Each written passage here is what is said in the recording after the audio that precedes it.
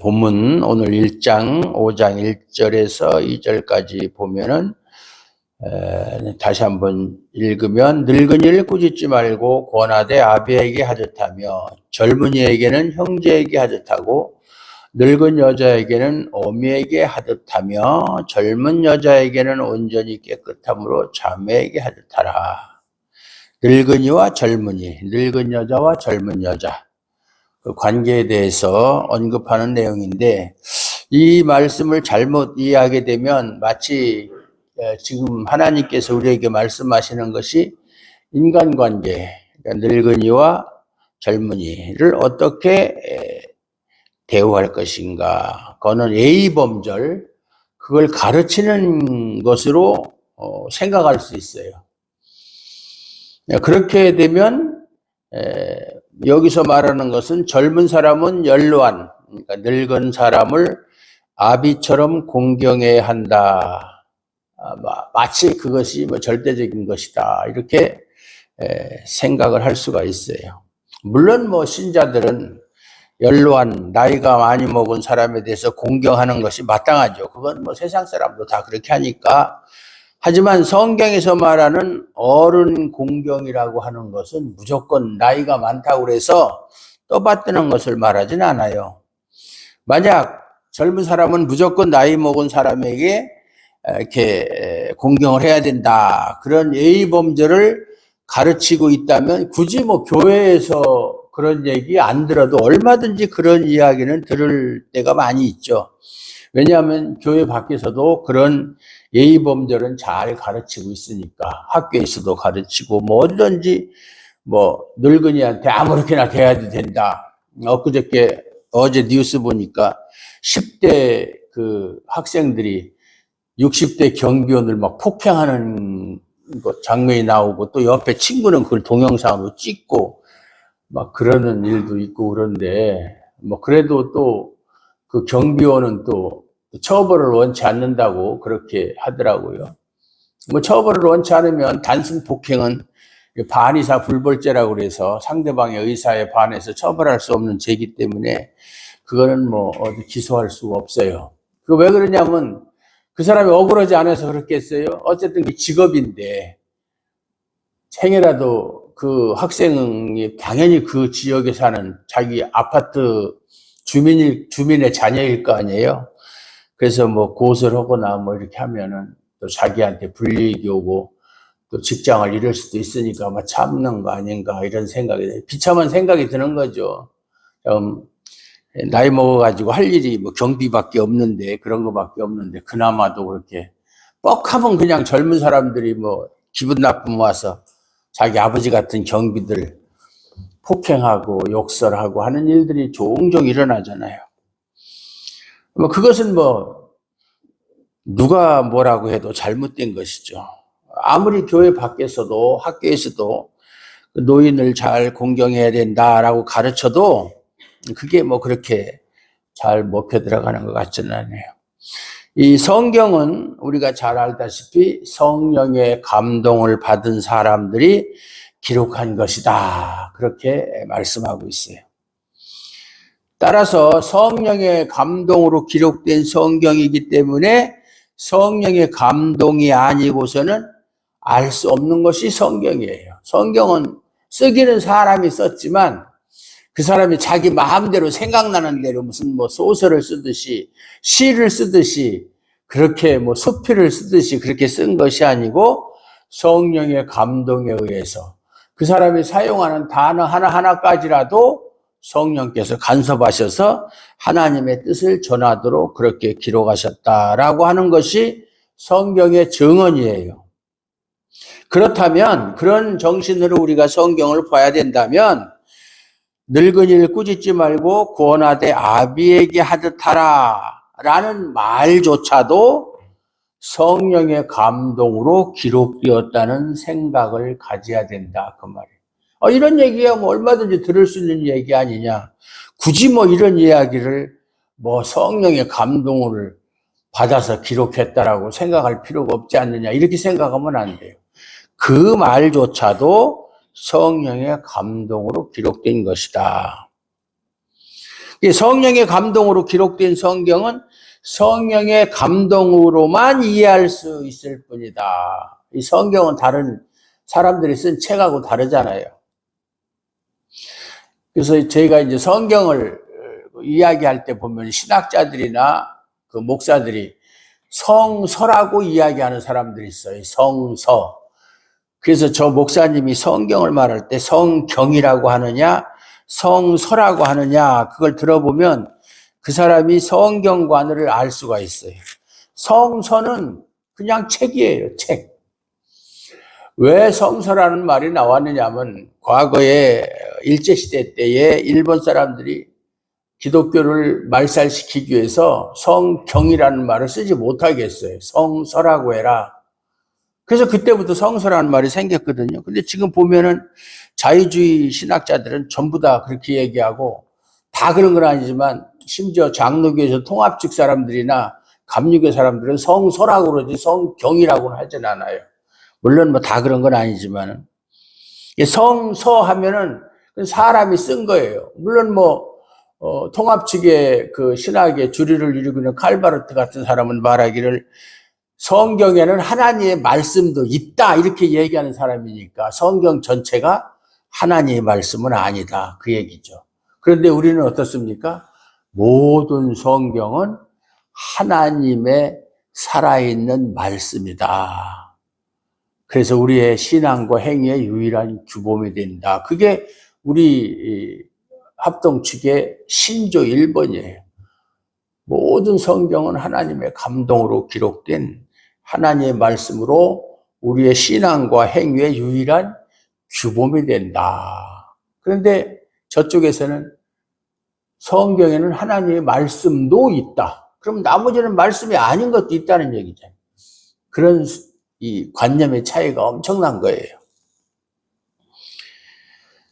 그렇기 때문에 우리가 성경을 이해하려면 성령의 감동으로 이해를 해야 된다. 이 세상적인 지식으로 이해하는 거 아니에요.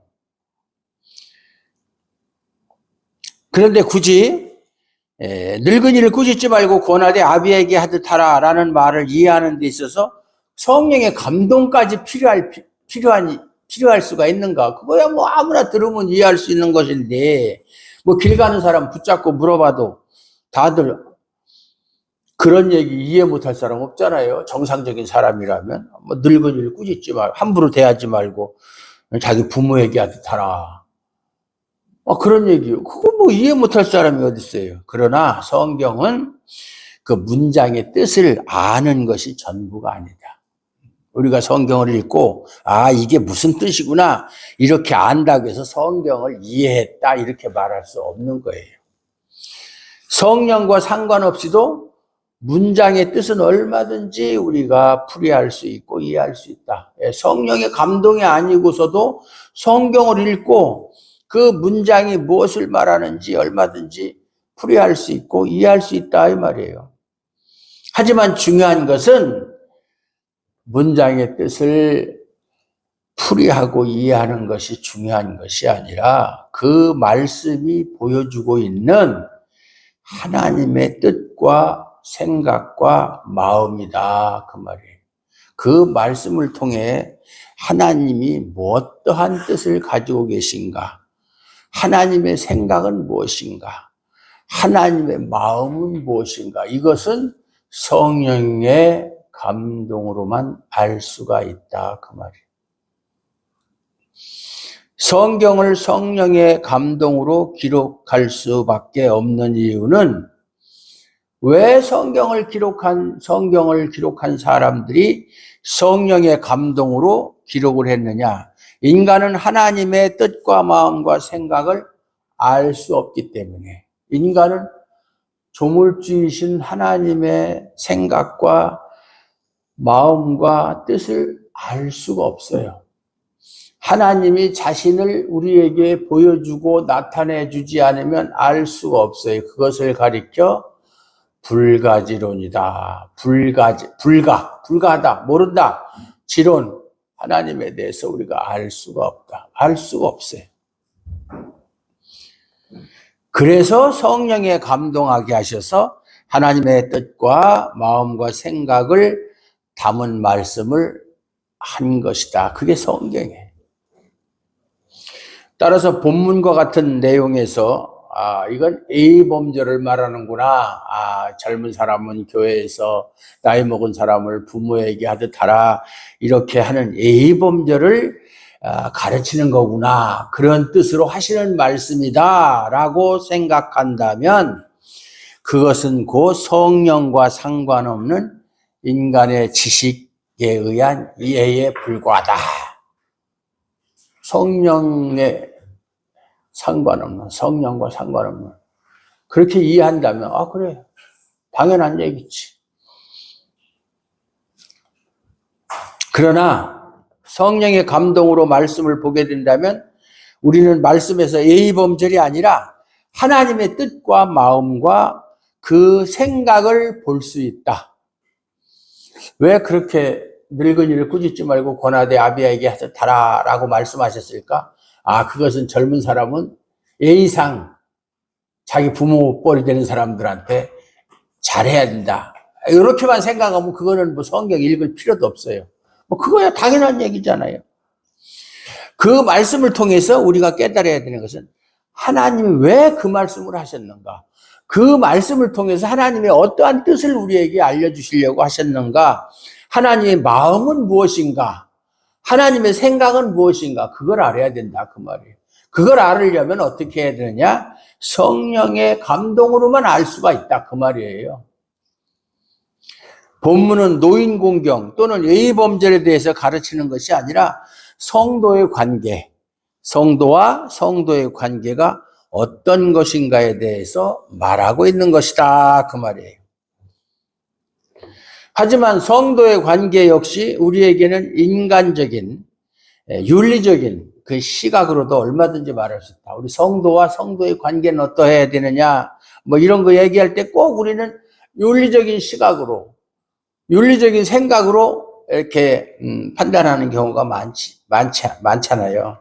우리 성도들끼리는 서로 친하게 지내야 되고 싸워서는 안 되고 이렇게 사이좋게 지내야 된다. 그것이 마치 성도의 관계가 바르게 된 것으로 생각하는 경향이 많잖아요. 교회 안에 와서 서로가 막 화목하고 친하게 지내고 뭐 이렇게 웃으면서 분위기 좋게 그러면 이 교회는 성도 간의 관계가 바르다. 이렇게 이해하는 경우가 많은데 그걸 성도 간의 관계라고 말하는 게 아니에요. 그 뭐 세상 사람도 친목회 가도 다 친하게 지내요. 얼마나 친합니까? 같이 마시고 즐겁게 놀고, 뭐 같은 뭐 등산을 가서도 재미있게 놀고, 그건 세상 사람도 다 그렇게 해요. 여러분도 뭐 그런 동호회에 가입했는지는 모르겠지만, 활동을 하는지 모르겠지만, 서로 친한 것을 가지고 사랑하는 관계다 이렇게 얘기하면 친한 거하고 사랑하는 거하고는 다른 거예요. 예. 물론 성도가 서로 친하게 지낸다고 해서 이게 잘못됐다는 말은 아니에요. 당연히 친하게 지내야 되죠. 그러면 뭐 성도끼리 교회 와가지고 뭐 인상 쓰고 뭐 그렇게 그러면 그건 진짜 그건 안 되는 것이죠. 그러나 그것을 성경이 말하는 형제관계. 우리가 성경에서 우리 예수를 믿는 주 안에 있는 사람들은 다 형제 자매 관계로 말하잖아요. 그러한 형제 관계로는 이해하지 말아야 된다. 친하게 지낸다고 해서 형제 관계가 지금 잘 되고 있다 이렇게 생각하면 안 된다 그 말이에요. 왜냐하면 방금 전에 말씀드린 대로 서로 친하게 지내는 것은 세상에서도 얼마든지 볼 수 있는 모습이다. 하나님이 겨우 그런 걸 가르치려고 우리 이렇게 한자리에 모여서 지금 하나님의 말씀을 전하는 것이냐? 그건 아니지 않느냐. 너희들은 서로 친하게 지내라. 그것이 성도 간의 바른 관계다. 그것이 서로 사랑하는 것이다. 뭐 이렇게 말씀하시려고 지금 우리를 이렇게 불러놓고 말씀하시는 것은 아니지 않느냐 그 말이에요. 성도의 관계는 친분을 쌓고 유지하는 관계. 그걸 말하는 게 아니에요. 그건 세상 사람들이 그렇게 하는 거예요. 자주 만나서 친분을 쌓고 유대관계를 유지하고 서로가 도우면서 사는 관계. 그건 세상에서도 얼마든지 필요하고 또 세상에서도 얼마든지 볼 수 있는 관계. 성도의 관계는 그런 것하고는 다르다 그 말이에요. 그러한 관계는 마치 그런 관계로 교회의 성도의 관계가 유지된다면 어떤 작은 문제만 발생해도 금방 무너질 수 있어요. 이해관계가 요즘에 흔히 하는 말로 이해충돌이라는 말 많이 하잖아요. 그런 문제가 생기면 금방 금이 가는 거예요. 자기의 이익을 먼저 생각하게 되고, 내가 이렇게 하면 손해를 보는데, 이렇게 하면은 내가 얻는 것이 없는데, 이렇게 자꾸 계산적으로 따지게 되다 보면 그런 관계, 얼마 전까지만 해도 친분을 쌓고 서로가 사이좋게 지내다가도 그런 이해 문제가 생기면 금방 그 관계가 깨질 수가 있다. 겉으로는 친분을 쌓고 있다고 해도 여전히 자기 유익을 구하는 존재로 만나기 때문에, 사람은 다 자기 유익을 기준으로 해서 그걸 구하기 위해서 만나는 경우가 대부분이거든요. 자기 유익을 위해서. 그래서 우리가 먼저 성도의 관계부터 바르게 이해해야 된다. 성도의 관계란 무엇이냐 그러면은, 성도의 관계는 같은 교회를 다니는 것을 말하지 않아요. 우리는 다 같은 교회 소속이다. 주하름 교회에 속한 성도다. 그러니까 우리는 성도 간의 관계가 잘 이루어지고 있다. 우리 모두는 다 이렇게 생각하면 안 되는 거예요. 성도의 관계라고 하는 것은 주님 안에서 주님에 의해 새롭게 된 관계. 주님 안에서 주님에 의해서 새롭게 된 관계. 그러니까 세상 질서로 맺어진 관계가 아닌 주님의 방식에 의한 새로운 관계, 그것이 성도의 관계예요. 그러면 주 안에서 새롭게 된 관계라는 게 무엇이냐 그러면은, 마태복음 12장 48절에 보면 예수님이 사람들하고 막 이야기를 할 때 자기 어머니와 또 동생들이 예수를 찾으러 왔어요. 막 귀신 들렸다고 그러고 그러니까 그때 사람들이 예수님한테 지금 당신의 어머니와 동생들이 찾아왔습니다. 이렇게 얘기를 해줬잖아요. 그러니까 예수님이 뭐라고 말씀하셨어요? 누가 내 모친이며 동생들이냐? 그러면서 누구든지 하늘에 계신 내 아버지의 뜻대로 하는 자가 내 형제요 자매요 모친이니라. 이렇게 말씀하시는 거예요. 자기를 낳아준 어머니하고 자기 동생들이 와서 자기를 찾는데, 선생님, 저기 당신 어머니 오셨고 동생들 왔습니다. 그러니까 누가 내 어머니고 내 동생들이냐? 하늘에 계신 아버지의 뜻대로 하는 자만이 내 형제요 자매요 모친이다. 정말 참 찬바람 나는 말씀이죠. 냉정한 말씀이죠. 이렇게 말씀하셨어요. 예수님의 이 말씀은 세상에서 가장 가깝다고 하는 혈족 관계, 부모, 엄마와 아들, 또 같은 배에서 난 그러한 형제보다 더 가까운 사이가 어디 있어요? 혈족 관계로 따진다면 그걸 완전히 무시하는 거예요. 무시하는 거예요. 그래서 예수님의 세계는 혈족이라는 인간의 피를 중심으로 규정된 것이 아니다. 예수님의 세계에서는 혈통이 중요하지 않다. 혈통으로 맺어진 관계가 아니다. 그 말이에요. 하나님의 뜻대로 하는 새로운 관계. 하나님의 뜻대로 하는 새로운 관계를 말씀하시는 것이다. 인간의 혈통으로 맺어진 관계가 아니라 하나님의 뜻 안에서 새롭게 된 관계. 이것이 예수님과 형제요, 자매요, 모친의 관계. 우리는 예수를 믿어도 혈통을 상당히 중요하게 여기잖아요. 자기 가족, 부모. 이거는 우리가 이 세상에 사는 동안에만 일시적으로 허용된 관계지, 이 세상을 떠나는 날에는 다 남남이에요.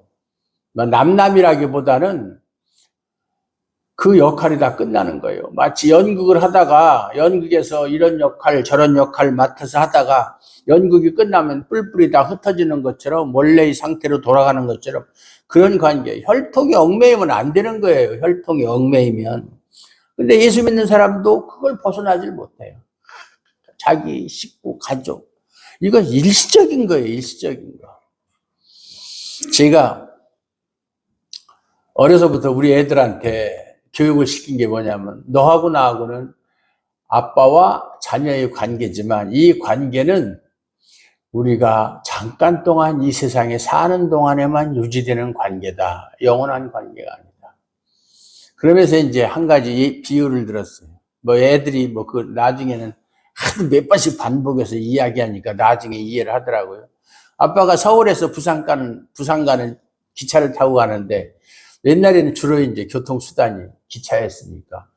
그럼 우리나라 사람들은 정이 많아가지고 뭐 기차 타고 가면 처음 만난 사람인데도 같은 자리에 앉으면 뭐 김밥도 사서 나눠 먹고 음료수도 나눠 먹고 막 그러잖아요. 그러면서 어디 가시느냐, 무슨 일로 가시느냐, 막 이렇게 막 장시간 동안 가니까 옛날에는 뭐 정말 뭐 기차 한 번 타면 서울에서 부산 가려면 15시간씩, 20시간씩 갔었어요.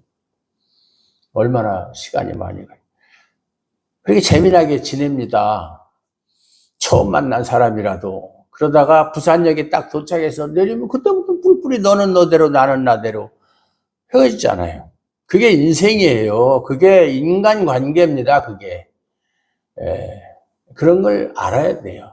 부모와 자식, 부부지간 다 마찬가지예요. 영원한 관계는 없어요. 저는 그래서 혈연관계에 대해서 전혀 중요하게 여기질 않아요. 어차피 헤어질 거니까. 그렇다고 해서 살아있는 동안에 그러니까 아무렇게나 해도 된다. 나는 혈연관계 중요하게 얘기하니까 아무리 그런 뜻은 아니죠. 그러니까 뭐냐면은 우선순위를 알으라는 얘기예요. 거기에 너무 매몰되지 말라는, 몰두하지 말라는 얘기예요. 주님과의 관계가 최고로 중요한 것이지 그건 영원한 관계니까. 가족 간의 관계는 그 다음이다 그 말이에요. 그렇기 때문에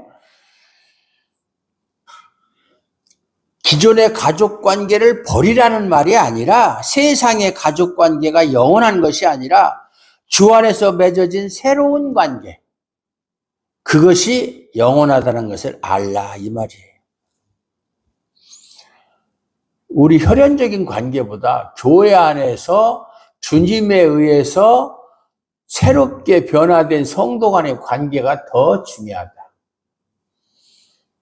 그렇잖아요. 우리는 천국 가서 같이 살 사람들이잖아요. 영원한 관계잖아요. 그런데 부모하고 나는 뭐 같이 갈 수도 있고 못 갈 수도 있고 그건 알 수가 없어요. 우리 아버지는 천국 가고 우리 어머니 못 갈 수도 있고 같이 갈 수도 있고 뭐 둘 다 못 갈 수도 있고.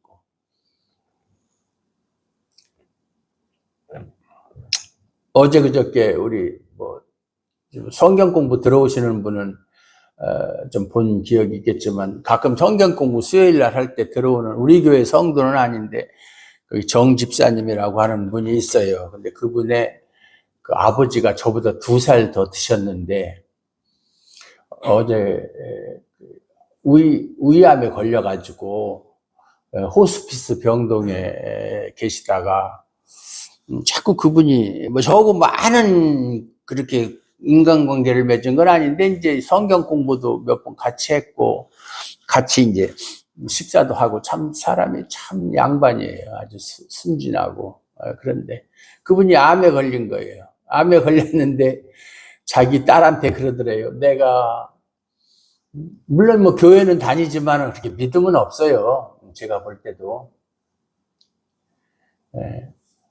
내가 그렇게 큰 죄를 진 것도 없는데 왜 이렇게 내가 몹쓸 병에 걸려서 이게 죽어야 되느냐. 의사가 이제 앞으로 얼마 못 산다고 얘기하는 걸 들었으니까. 그러면서 남들은 담배도 그렇게 많이 피는데 난 하루에 담배 3가지밖에 안 폈고, 남들은 술 그렇게 많이 먹는데 난 하루에 밥 먹을 때 1잔씩밖에 안 먹었는데 그게 뭐가 그렇게 큰 죄라고 내가 그렇게 몹쓸 병에 걸렸는데. 그렇게 순진한 사람이에요. 그래서 그 딸이 아이고 목사님 바쁘신데 오라고 할 수도 없고 와서 한번 기도라도 해줬으면 좋겠어. 아유 당연히 가야죠. 그러고 그 목요일 날 갔었어요. 목요일 날 가서 잠깐 만나서 이야기하고 위로하고 기도하고 왔는데 어제 돌아가셨다고 연락이 왔더라고요. 갑자기 그렇게 뭐 언제 돌아가실지 모르는 거죠. 뭐. 그래서 참 아주 연세가 많으신 분이 돌아가시면 그런 일이 없는데 제 또래들이 이렇게 돌아가시고 그러면 참 울적해요. 솔직히 말해서. 작년, 재작년 한 3년 어간에 80이 넘게 산 사람이 하나도 없어. 제 주변에 돌아가신 분들이 다 뭐 제 또래 아니면 저보다 한참 아래에 계신 사람, 심지어는 50대도 있고 뭐 그렇게 40대도 있고. 이건 뭐 참 올 때는 순서가 있지만 갈 때는 순서가 없다고 하지만 참 뭐라 그럴까, 참 기분이 영 착잡해요. 예. 그러나 저는 뭐 그런 거에 대해서 전혀 개의치를 않는데, 왜냐하면 사실상 이 세상을 떠나는 것이 사도 바울이 얘기했잖아요. 내가 육신을 떠나서 아버지와 함께 거하는 것이 참 내가 바라는 거지만 너희들의 유익을 위해서 내가 참고 있는 하는 것처럼, 사실 이 세상 육신의 장막을 벗고 아버지와 함께 사는 것보다 더 행복한 건 없거든요. 물론 나중에는 육신도 같이 있겠지만은. 근데 우리가 너무 이 세상이라고 하는 이 좁은 그런 것만 바라보고 있기 때문에 여기를 벗어나면 당장 망하는 것처럼 생각하는데 그건 그렇지 않거든요.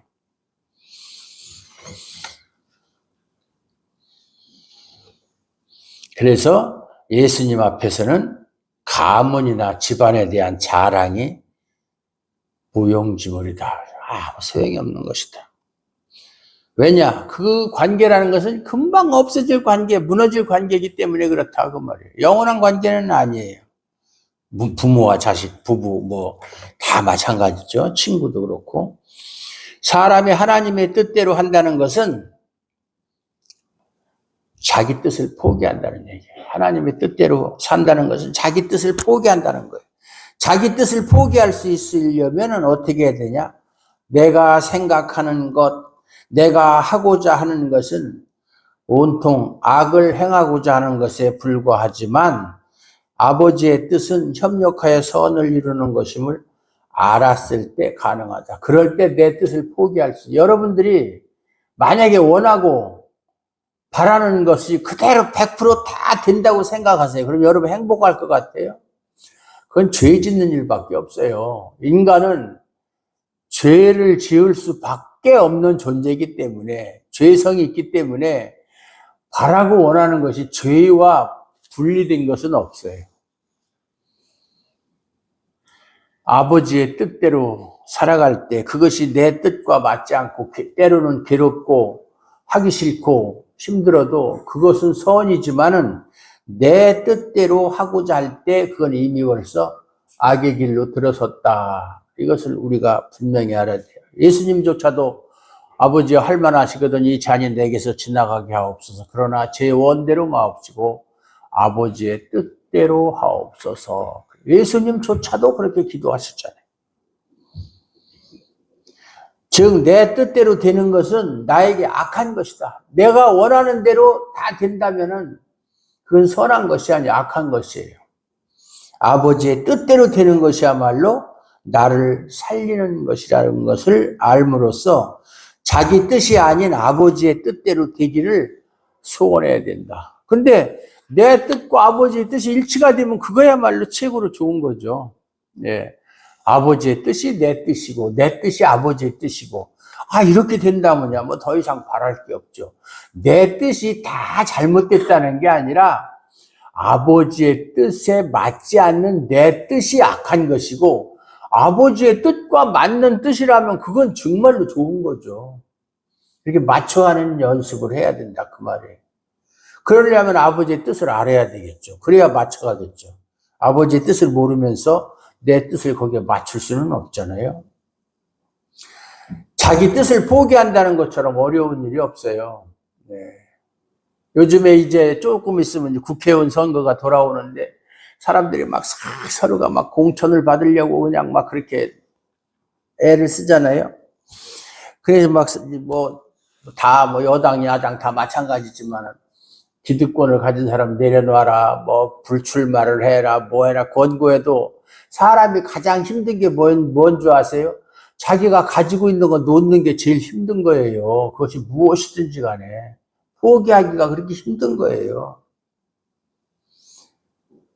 지금까지 자기가 싸워왔는데, 지금까지 한 지역에서 4선 5선 했는데, 너 불출마해라. 그러면 그거 포기할 사람이 몇 사람이나 있겠어요. 그동안 쌓아온 저희가 얼마나, 공이 얼마나 큰데. 그거 쉽지 않은 거예요. 못하는 거예요, 그거. 그렇기 때문에 세상적인 것도 그런데 하물며 하나님 앞에서 자기 뜻을 포기한다? 이거는 정말로 자기의 결단과 의지로 되는 것이 아니다. 절대로 못합니다. 오직 성령이 함께 하심으로 가능한 것이다. 결국 아버지의 뜻대로 한다는 것은 성령이 나와 함께 한다는 것을 의미하는 것이고, 이렇게 행하는 사람들이 바로 예수님의 가족이다. 누가 내 형제요 자매요 모친이냐, 아버지의 뜻대로 행하는 자라야 하는 자라야 내 형제요 자매요 모친이다 라고 하는 말씀에 합당한 사람이다, 그 말이에요. 자기 뜻을 포기하는데 어떻게? 성령의 도우심으로, 성령의 능력으로, 성령 안에서 포기하는 사람, 성령 안에 있는 사람만이 예수님의 가족이 될 수 있다, 그 말이에요. 그렇죠. 우리가 성령 안에 있지 않고는 예수님하고 아무런 관계가 있을 수가 없잖아요. 맺을 수가 없잖아요. 그러므로 예수님의 가족은 인간의 뜻이나 생각, 의지가 조금도 개입되지 않는 관계. 창세전에 하나님께서 미리 하시고 택하시고 부르신 하나님의 사랑과 은혜로 인해서 형성된 관계. 이게 교회예요, 교회. 이게 교회입니다, 교회. 예.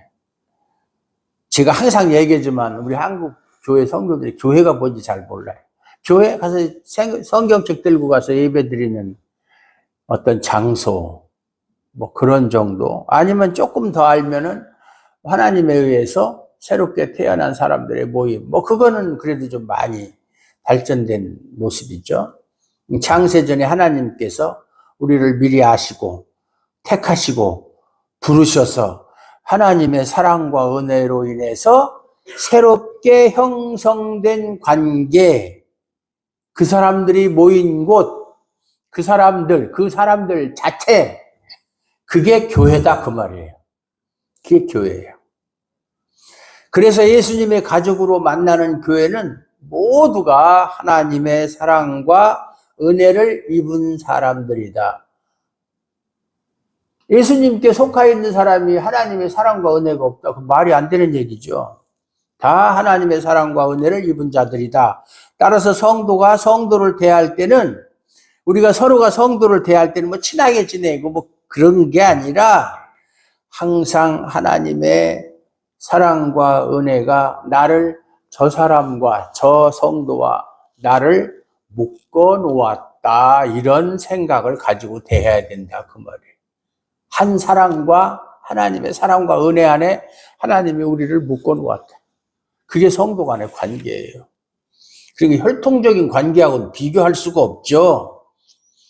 그것이 바탕이 되어 있어야 비로소 성도의 관계가 바로 설 수가 있는 거예요. 교회는 예수님의 가족 관계로 모이는 거예요. 예수님의 가족이에요. 예수님의 가족이에요. 사랑과 은혜가 우리를 이런 관계에 있게 했다.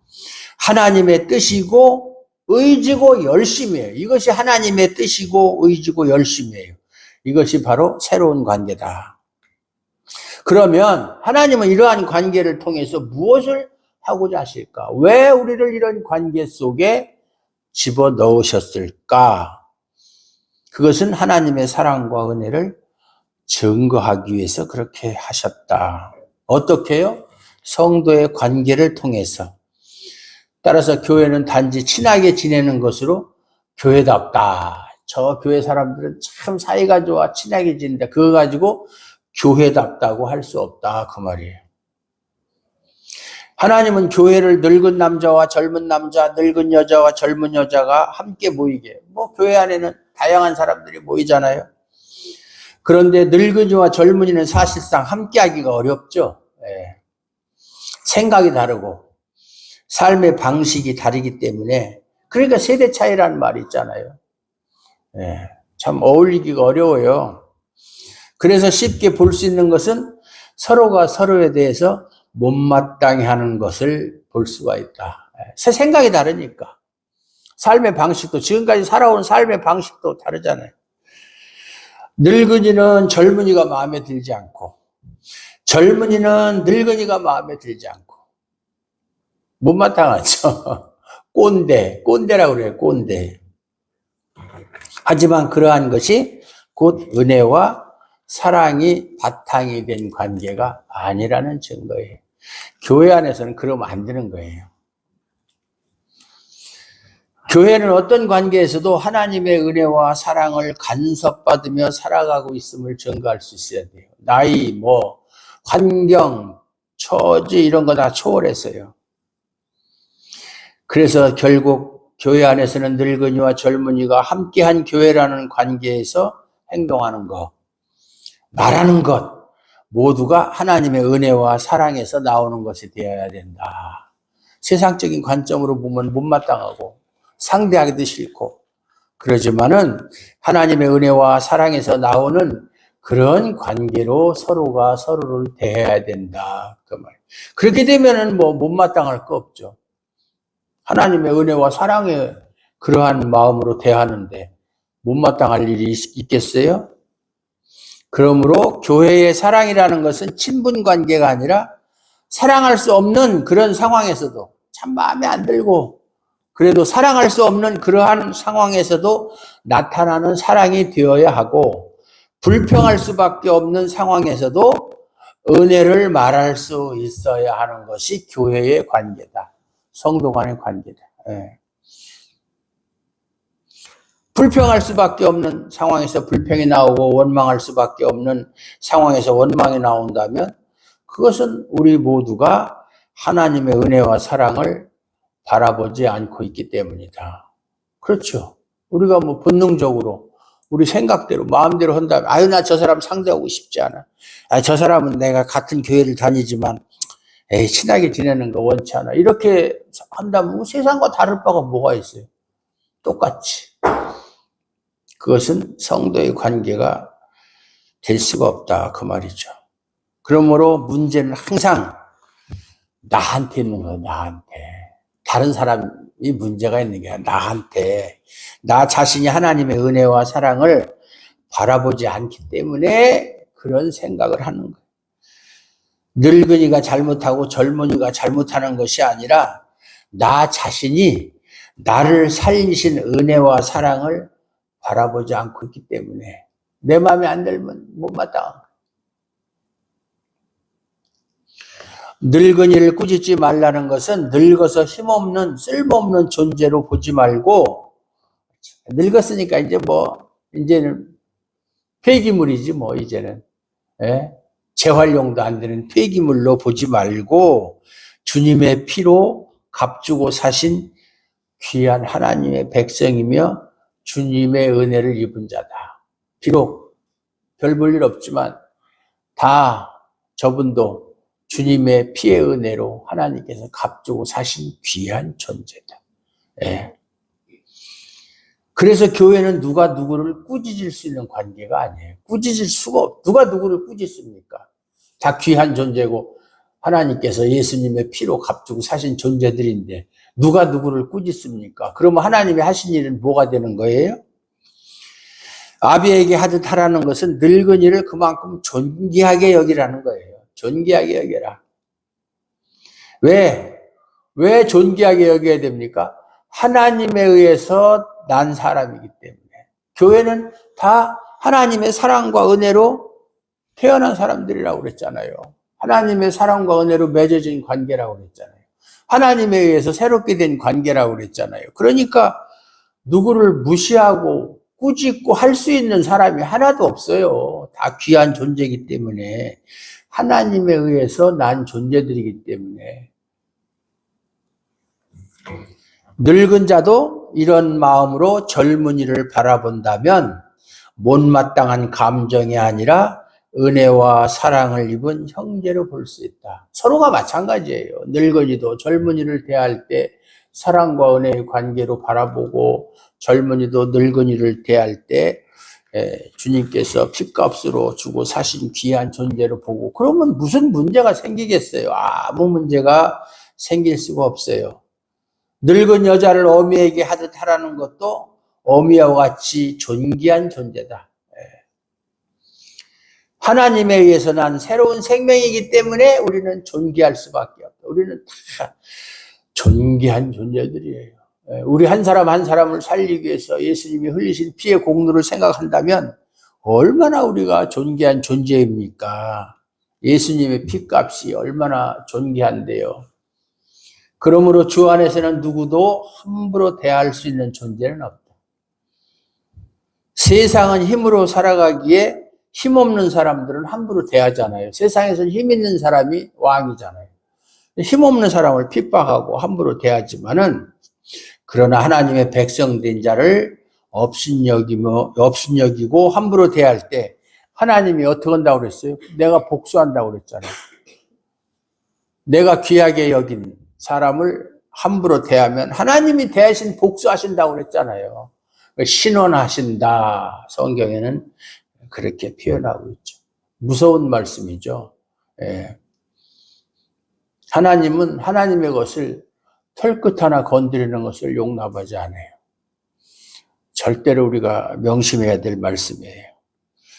예수님을 알고 십자가의 은혜를 알며 하나님의 사랑과 긍휼을 안다면 그리고 그런 마음으로 우리가 함께 살아간다면 그 관계에서 증명되는 것은 하나님의 은혜와 사랑밖에 없어요. 우리는 남에게 보여주는 것도 증거하는 것도 드러낼 것도 하나님의 은혜와 사랑밖에 없어요. 무슨 미워하고 뭐 시기하고 질투하고 못마땅해하고 불평하고 이런 건 나와서는 안 되는 거예요.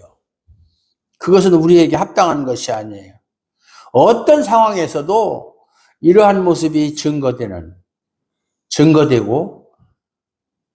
성령을 모시는 그러한 곳이 바로 교회다 그 말이에요. 교회.